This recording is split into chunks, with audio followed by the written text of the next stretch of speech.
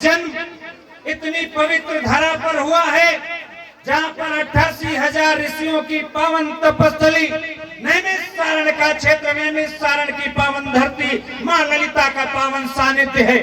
ऐसी धरती, जिस धरती पर महर्षि दधीच का जन्म हुआ, जहाँ पर उन्होंने तपस्या की, उन्होंने भी धर्म के लिए बहुत कुछ किया। और यहाँ पर भी जो आयोजन हो रहा है, ये धर्म के उत्थान के लिए हो रहा है, ये सनातन के कल्याण के लिए हो रहा है, ये बहन बेटियों के कल्याण के लिए हो रहा है। इस मंच को समाप्त होने से पहले इस मंच पर जो भी आपने देखा है, जो भी आपने सुना है, जो भी इस व्यासपीठ के द्वारा आदेश और निर्देश दिए हैं, इस कार्यक्रम को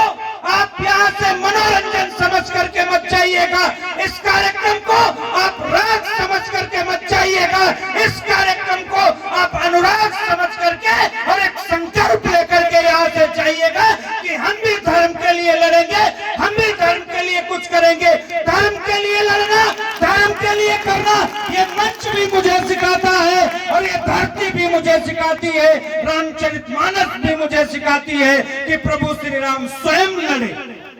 धर्म की रक्षा के लिए, असुरों के विनाश के लिए, दैत्यों के विनाश के लिए, राक्षसों के विनाश के लिए, धर्म की स्थापना के लिए, राम राज्य की स्थापना के लिए। राजा दशरथ के घर में जन्मे चक्रवर्ती राजा के बेटे प्रभु श्री राम भी 14 वर्षों तक वनों में रह करके उनका लक्ष्य था कि हम धर्म की स्थापना करेंगे। पत्नी का हरण, पिता का मरण, भाई को मूर्छा, कुछ नहीं देखा, सिर्फ और सिर्फ लक्ष्य और मंजिल की तरफ देखा कि मुझे धर्म की स्थापना करनी है। इसलिए आपको भी ये लक्ष्य लेना पड़ेगा। ये तो महर्षि दधीच की पावन तपोभूमि है। आपको पता होगा, आप 84 कोसी परिक्रमा में मिस्री की पावन धरती पर जाते होंगे, परिक्रमा करते होंगे, महर्षि दधीच का व्याख्यान और गुणगान सुनते होंगे। आपको पता होगा जब वृत्रासुर नाम के दैत्य ने देवलोक पर कब्जा कर लिया, अधर्मियों का कब्जा जब देवलोक पर हो गया,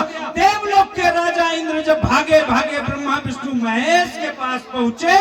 और कहा कि अभी सृष्टि को कैसे बचाया जाए, तो उन्होंने कहा अभी सृष्टि को बचाने का मात्र एक ही उपाय है, अगर महर्षि दधीच की हड्डियों से वज्र बनाया जाएगा तो उससे ही इस वृत्रासुर नाम के दैत्य का वध होगा। महर्षि दधीच ने धर्म की रक्षा के लिए, धर्म की स्थापना के लिए, इस सृष्टि को बचाने के लिए, इस मानव लोक को बचाने के लिए, देवलोक को बचाने के लिए अपनी हड्डियों का दान कर दिया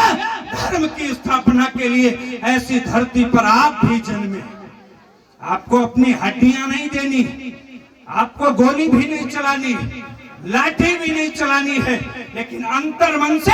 आपको धर्म के लिए काम करना है, धर्म के लिए लड़ना है, बहन बेटियों की सुरक्षा के लिए लड़ना है और अपने धर्म का झंडा शिखर तक फहराना है। ये तो यहाँ पर सब कुछ आप लोग लीला में देख